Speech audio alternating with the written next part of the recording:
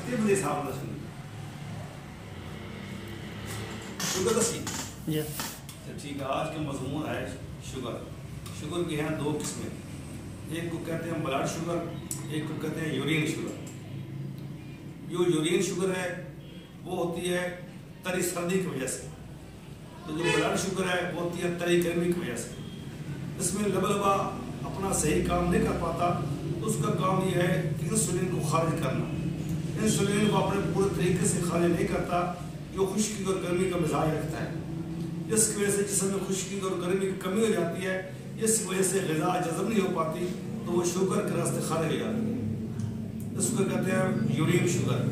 پیشاب بار بار آتا ہے, پیشاب آدمی کنٹرول نہیں کر سکتا, اور پیشاب زیادہ مقدار میں آتا ہے, اس کا رنگ ہوتا ہے سفید. اس کو کہتے ہیں یہ پیشاب میں شوگر آ رہی ہے.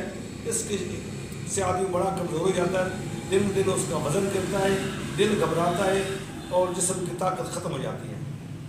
پھر آتا ہے یہ, اس کو چیک کرنے کا طریقہ یہ ہے کہ آپ فاسٹنگ چیک کرائیں. فاسٹنگ روٹی کھانے کے پہلے چیک کرائیں. اگر آپ بعد میں رینڈم چیک کرائیں گے تو جو چیز بھی آپ کھائیں گے اس کا رزلٹ بھی ساتھ آ جائے گا. اگر اس کو شوگر نہیں ہوگی تب بھی وہ شو کرے گا, تو اس کو دوائی غلط ملے گی, جس سے اس کو نقصان پہنچ سکتا ہے. تو بلڈ شوگر یہ ہے وہ تری اور گرمی کی وجہ سے ہوتی ہے. جب خون چیک کراتے ہیں تو لیبارٹری والے ظاہر کرتے ہیں اس کو شوگر ہوگی.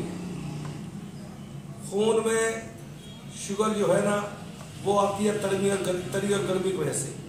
طب کا قانون یہ ہے جو چیز کچی ہو اور پھیکی ہو وہ شوگر کے لیے مضر ہے, اور جو چیز کچی ہو اور کھٹی ہو پھر بعد میں چاہے میٹھی ہو جائے وہ شوگر کے لیے مفید ہے. اس لیے ان چیزوں کو چھوڑ دینا چاہیے تاکہ شوگر پر کنٹرول کیا جا سکے. آدمی دن دن کمزور ہوتا ہے شوگر کی وجہ سے. اس